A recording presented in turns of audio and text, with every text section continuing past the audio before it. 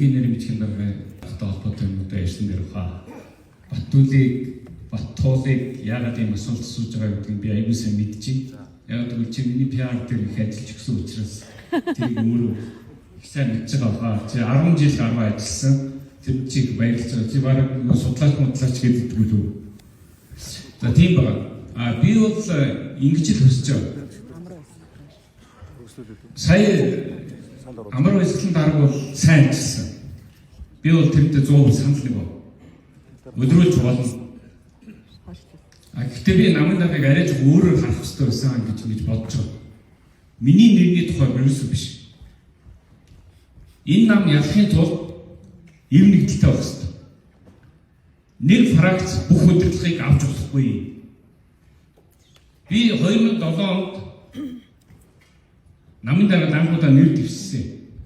Баттуул элементэр чойртой өрсөлдөд би намын дарга бол дараалуулж явнаа.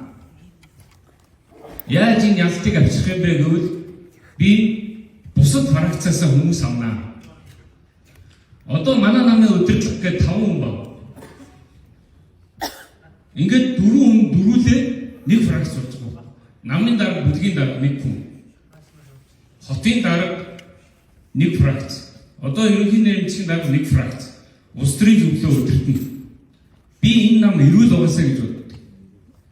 Тийм учраас тэр Ясухирэ Накасоня гэдэг Японы ерөнхий сайдын үгийг л би үргэлж боддог гэсэн намтрын уншиж. Дайнаас хойш 5 жил гаруй ерөнхий сайд гэсэн үг байхгүй юу? Бүх засгийн газар нэг жил болоод огцорж ирсэн. Тэгээ тэр үнээс асуусан байхгүй юу? Та яаж ийм удаан намын дарга ерөнхий сайд хийвээ? Би бусад фракцуудынхаа оролцоог бүрэн дүүрэн хангасан учраас ийм зүйлийг хийсэн гэж.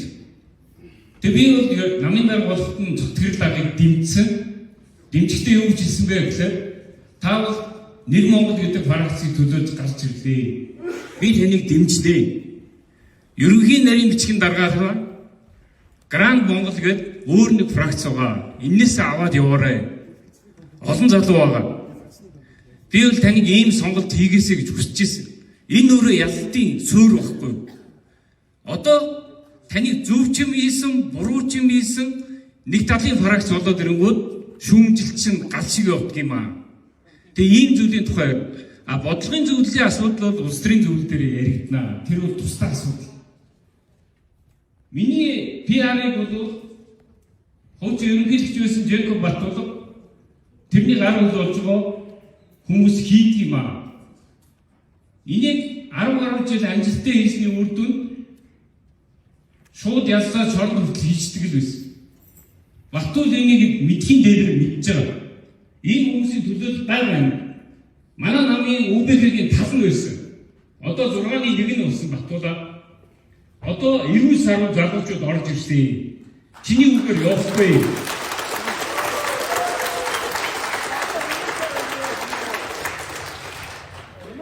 Эцэн бот орвож идүүлсэн 90 хухар цаг ирсэн байгаа шүү.